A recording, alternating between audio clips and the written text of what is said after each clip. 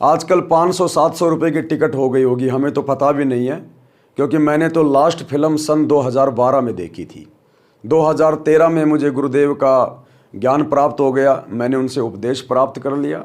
उसके बाद हमने तो कभी इन सिनेमा घरों की तरफ मुंह भी नहीं किया, तो हमें तो पता नहीं कि वर्तमान में टिकट का क्या भाव है क्या नहीं है।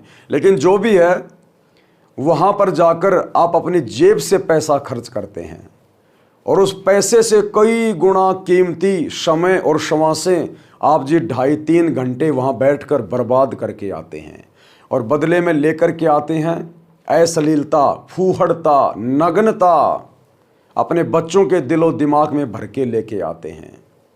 अब जो आपके बच्चे बचपन से देखेंगे, सीखेंगे, वैसा ही वो आगे चल के बनना चाहेंगे।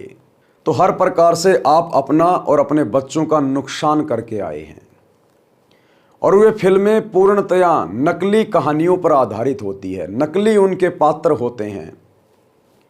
उस फिल्म में वो हीरो रिक्शा चला रहा है, एक गरीब व्यक्ति की भूमिका कर रहा है, बड़ी मुश्किल से अपने बच्चों का पेट भर पाता है, उसकी आंखों में आंसू आते रहते हैं और हम लोग उसको देख देख के रोते रहते हैं। हम भी बड़े अंदर से दुखी होते हैं कि देखो बेचारा कितना गरीब है, सारा दिन कितनी मेहनत करता है, ऊपर से ये गुंडे लोग इसकी कमाई को भी छीन रहे हैं, बेचारा बहुत गरीब है।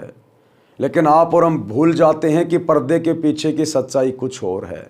हम जिस आदमी को रिक्शे वाला समझकर, गरीब आदमी समझकर आंखों से आंसू बहा रहे हैं, हमें उसके ऊपर दया आ रही है, हमें सहानुभूति हो रही है। वो व्यक्ति उस समय, जिस समय आप उस सिनेमा हॉल में अपना पैसे और श्वासें बर्बाद कर रहे होते हैं, वही व्यक्ति उस समय बॉम्बे में किसी 7 स्टार होटल में स्विमिंग पूल में अपनी प्रेमिका के साथ में मौज मना रहा होता है। वो चंद घंटों में लाखों रुपया वहाँ पर अपने ऐशो आराम में बर्बाद कर रहा है।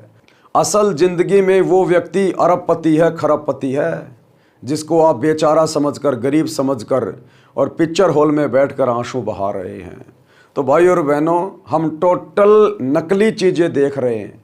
हम आदी हो गए हैं नकली चीज़ों को देखना, सुनना, पढ़ना। तो ये भी हमने विचार करना चाहिए कि जो फिल्में हम देखते हैं वे झूठी कहानियों पर आधारित होती हैं। उनका वास्तविक जीवन से, वास्तविक ज़िंदगी से कोई लेना देना नहीं होता है और इस काल के द्वारा आपका अनमोल समय और श्वासें बर्बाद करवाई जा रही हैं।